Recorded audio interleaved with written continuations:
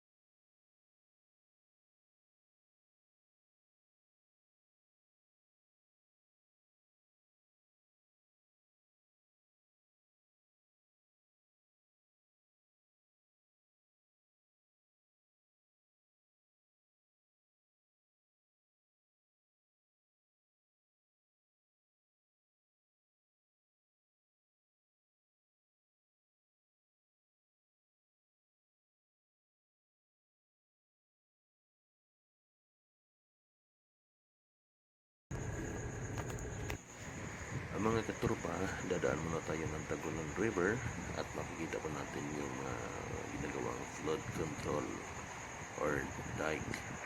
Makikita po natin yung kagandahan ng river na ito. Malakas pong agos ng tubig. Then kasama pala natin si Axel Colliados. At sa ibabaw pala ng dike na ito may mga ginawa ding daan. Patapos na rin ito. Baba muna tayo. Makikita po natin yung mga batuhan dito. Sabi kasi ni Axel Colliados, dito niya nakuha, dito sa bandang Tinoro ko, dyan niya nakukuha siya ng malaking isda. At dito din sa malakas na agos na tubig, malaking isda din nakuha niya dyan. Patunayan nga niyan, nakakain pa ako ng ulo ng isda. Ginawa kong paksiw. Ang sarap kainin. Ang paborito ko na parte ng katawan ng isda is yung ulo. Yay! Kena. Then, ito na po.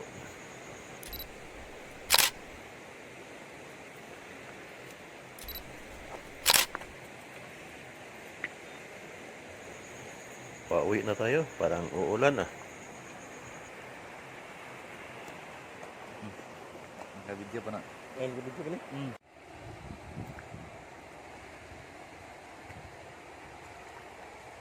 May video na ka. I know. Sabi? Video na ka. Okay. Paulit na siyang tol. Saka na siya. Inigikan sa suba.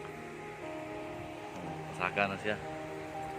Laag sa din sa Taguluan River. Ito na siya padalong siyang service. Mga guys.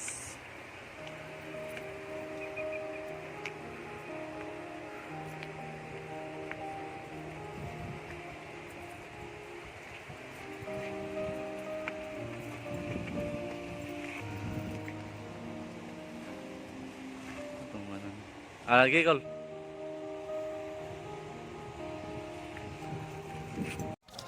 Mga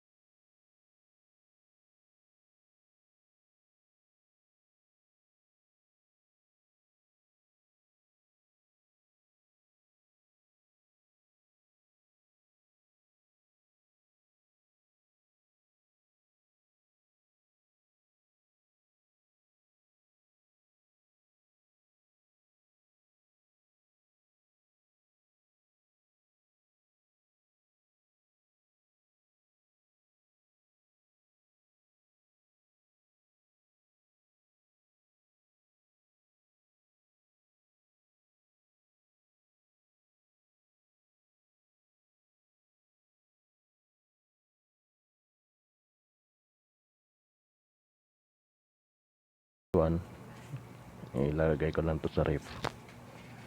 Ngayon, maghahanda tayo ng bawang. Ito pong bawang ay nagbibigay po ng bango sa ating mga inihandang pagkain. Kahit ng anong uri ng ulam na niluluto mo, ang bawang talaga, ito talaga pangunahing ginagamit ng mga tao para sa pagkain. Ayun, binalatan natin yung bawang at hihiwain natin ito ngayon. Siguro mga 4 na piraso paghiwa natin para ilagay natin dito sa isda natin. Pwede na natin ang lagyan ng luya, kaya lang wala tayong luya dito ngayon at paalis ng amoy ng isda. At ito naman yung may sibuyas naman tayo, 2 itong ilalagay ko.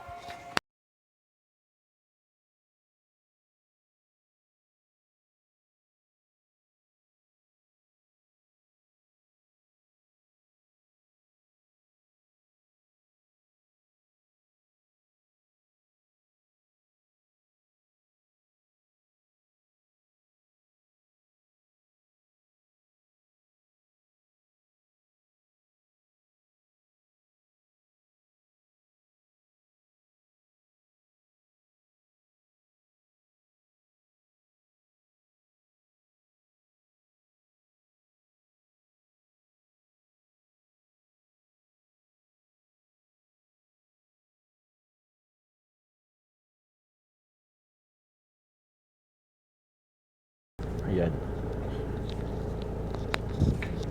hihiwain na natin to, tsaka idagdag doon sa niluluto natin para lalong bumango yung ulam natin mamaya. Ito na po, 2 sibuyas to ha. Ayan, so tapos natin hiwain to, ilalagay na natin din sa isda natin. Ayun, sigurado pag naluto ito, sarap ng amoy naman pag ganitong uri ng ulam na niluluto. Sarap talagang kumain. Daming kanin makain ko, iwan ko pa, sarap talaga. So lagyan na natin kunting suka at lagyan din natin ng toyo. Kahit na toyo na lang ilalagay, wala ng suka, pwede rin, depende na sa iyo yan. Ayun, ito makikita na po natin, nalagyan na po ng toyo. Ngayon, isasalang na po natin yung isda natin. Ayan, nakasalang na. I-on na natin yung stove. Ayun, may apoy na. No, unang gagawin natin, pwede ring palakasin yung apoy ng stove natin hanggang sa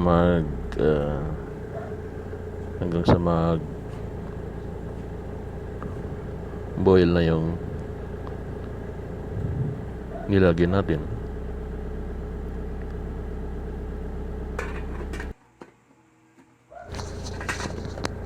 Oops, i-open na natin to. Kumukulo na pala to. Okay, pwede na nating pahinain yung apoy natin. Ayan po. At mga katropa, 2 pa lang isda na pinili ko.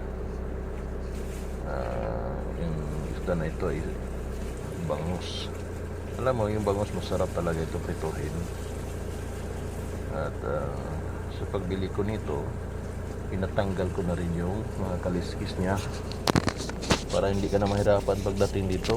Hugas ka na lang kagaya nito, hugas na lang ako. Linisin na lang.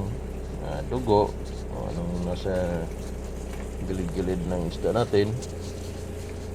Ayun, running water.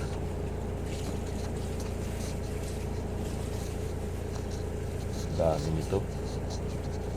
Sarap kasi ito sa prito.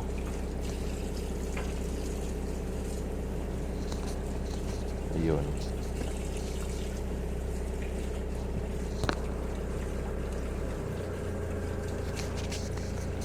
May mga ulo at katawan.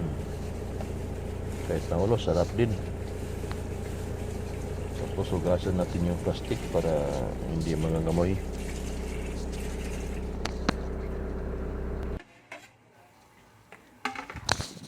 Ilalagay natin sa plato yung plastic na landa natin para ma-drain yung tubig. Tapos kuha tayo ng pagsidlan. Kasi yung gagawin natin ngayon, i-marinate lang natin to. Ayan. Kahit nalagyan mo lang ng tuyo, suka. Kung gusto mong lagyan ng bawang, pwede rin. Para mabango siya. Ayan. Lagyan ko na lang ng suka.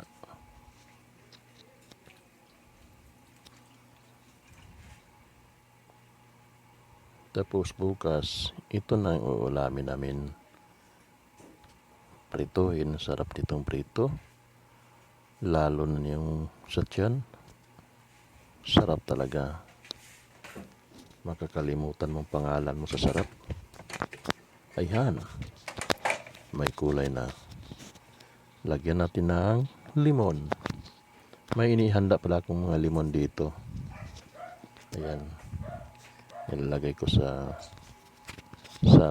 filter para ma-filter yung buto ng limon natin.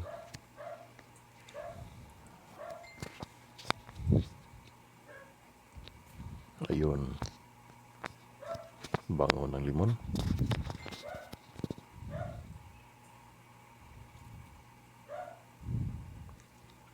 Vitamin C itong limon eh.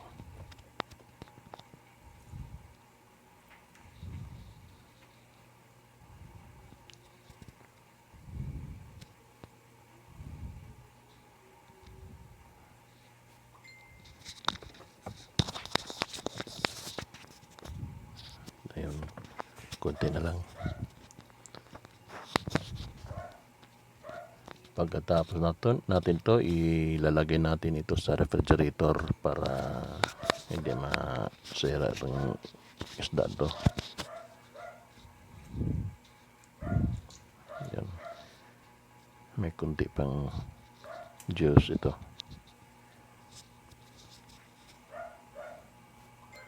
Bango talaga ng limon. Itong bangus pala, pwede palang kilaw to. Maraming ginagawang kinilaw yung bangus. Sarap pala, nakatikim na ako nito. Kahit na hindi mo lang tanggalin yung buto. Pag makain mo yun, parang wala ng buto. Iwan ko na anong nangyari sa buto, bakit parang wala ka nang maramdaman. Yan, dami-dami na ng limon nito.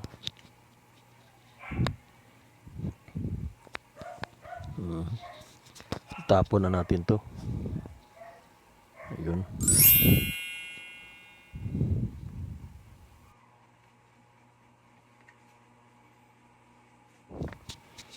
May natira pa akong mga limon. Dami pa. Baka sino ang gustong humingi dito, punta lang kayo dito. At may isda pa rin ako natira. Pwede ko rin prituhon ito bukas sabayin sa bangus. Sarap nito. Ayun.